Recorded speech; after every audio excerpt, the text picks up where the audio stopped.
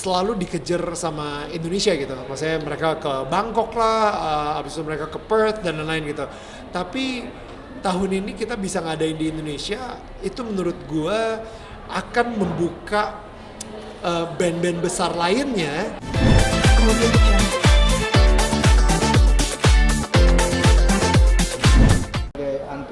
Pengantusias musik juga sih melihat hal ini.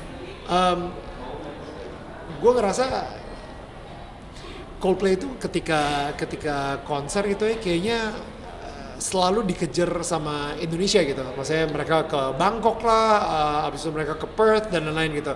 Tapi tahun ini kita bisa ngadain di Indonesia, itu menurut gue akan membuka band-band besar lainnya untuk berani ke Indonesia juga gitu. Mereka malah bilang, ya Coldplay aja udah ya kenapa kita enggak gitu. Jadi gue selalu percaya, ini kan kalau misalnya Coldplay manggung di Indonesia, berapa banyak pekerjaan yang tercipta gara-gara Coldplay manggung di sini.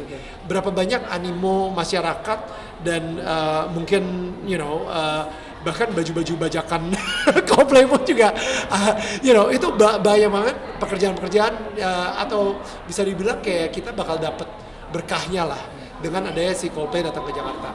So itu aja baru Coldplay, abis itu kemarin itu baru Blackpink, abis itu nanti setelah Coldplay gue nggak tahu band besar apa lagi yang bakal datang, tapi gue yakin ini efeknya akibatnya akan sangat baik untuk Indonesia kayak gitu. Artinya memang gairah pertunjukan musik di sekarang setelah pandemi ini memang sangat baik begitu ya Mas?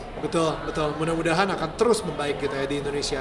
The fact that kita udah ada G20, kita udah ada Blackpink kesini dan Coldplay kesini, ya nanti suatu saat mungkin BTS akan kesini, ya kan? Kalau misalnya lu ngebayangin BTS bakal kesini, habis itu siapa lagi ya band-band yang kayaknya ditunggu-tunggu banget sama orang Indonesia gitu. Tapi ya mereka akan berani karena benchmarknya Coldplay aja udah kesini, kenapa kita enggak gitu. Mas Inu sendiri akan datang dan sudah nge-war tiket nggak sih? Atau mungkin sudah dapat tiket? Gua kemungkinan besar akan beli dari calo. Kenapa ya Mas? Kasih calo margin lah. Menciptakan lapangan pekerjaan ya buat si calo-calo itu. No.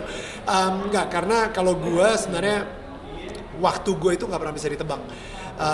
Kadang-kadang gue ada di sini, kadang-kadang gue di Jerman, kadang-kadang gue sibuk dan tiba-tiba lagi Coldplay lagi nyanyi ternyata gue nge-MC wedding gitu. Jadi gue nggak pernah, jarang banget gue mempersiapkan waktu untuk beli tiket dan komit ke satu tanggal, karena ketika itu misalnya gue udah beli tiketnya tiba-tiba gue dapet job, wah nyesel kan gue kan. Jadi ya udah nanti gue belinya pas lagi di hari H aja. Ya Mas, melihat efek samping dari kedatangan Coldplay, banyak masyarakat yang menilai kalau ternyata Coldplay ini membawa FOMO buat masyarakat Indonesia. Mas Daniel melihat hal itu nggak sih? Kenapa? Sorry, gue nggak ngerti. Membawa FOMO-nya dari mana? Ya, jadi masyarakat netizen tuh seolah-olah hanya ingin ikut-ikutan keramaiannya aja. Oke. Coldplay segala macam. Padahal belum tentu dia datang gitu. Oh, belum tentu Coldplay datang. Yang nonton, maksudnya yang posting ini si netizen. Oke. Iya. FOMO itu sesuatu yang normal ya, fear of missing out, dan gue jujur sekarang ini, gue sendiri juga sebenarnya mempunyai FOMO yang cukup besar gitu ya. Dulu kelemahan terbesar gue adalah gue takut nggak menjadi sebuah bagian dari tribe tertentu. Ketika orang-orang lagi pada seru ngomongin, oh gila seru banget ya, blablabla, dan gue yang kayak what just happened gitu kan, gue yang kayak dari itu gue ngerasa kayak loser banget, atau mungkin tidak menjadi bagian dari si tribe tersebut. Tapi gue ngerasa itu ternyata sesuatu yang tidak sehat.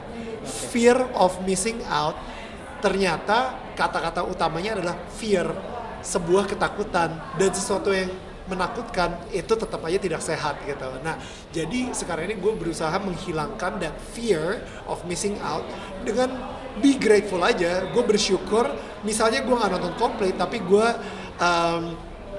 spend waktu dengan keluarga gue. Itu adalah waktu yang tidak akan pernah tergantikan gitu. Jadi lebih penting spend waktu sama keluarga gue atau nonton Chris Martin gitu misalnya gitu kan. Ya, atau lebih kerennya lagi spend waktu sama keluarga di konser Coldplay. Kayak gitu. Dulu dapat gitu.